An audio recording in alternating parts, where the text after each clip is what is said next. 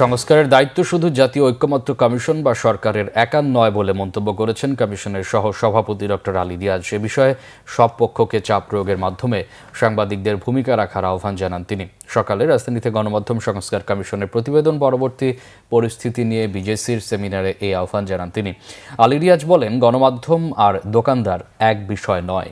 চতুর্থ স্তম্ভ হতে হলে দায়িত্বশীল আচরণ করতে হবে। অধিকাংশ মিডিয়া মালিক অন্যের স্বার্থ সুরক্ষায় কাজ করেন, এমন মন্তব্য তার।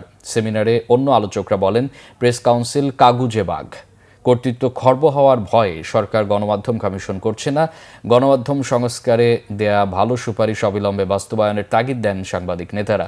বিগত সরকার স্বৈরাচার হওয়ার পেছনে কিছু সাংবাদিকের দায় আছে বলেও মনে করেন আলোচকরা।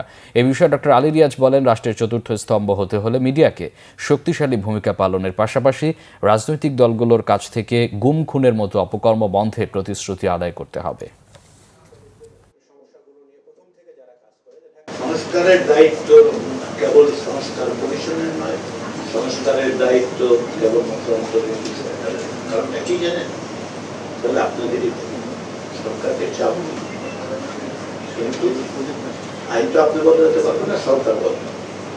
তাহলে আপনি চাপ দিন, কিন্তু দায়িত্বটা আপনাকে নিতে হবে। রাজনৈতিক দলগুলো আপনাদের সামনে এসে অঙ্গীকার করতে পারে যে রাষ্ট্রীয় প্রতিষ্ঠান যা জনগণের অর্থে পরিচালিত হয়, যার প্রধান লক্ষ্য বা কোনো অবস্থাতেই যা গভীর রাত্রে আপনাকে ফোন করার কথা না, তারা এইরকম ফোন করবে না, এই ব্যবস্থায় এই অধিকার রাজনীতিবিদরা দিক।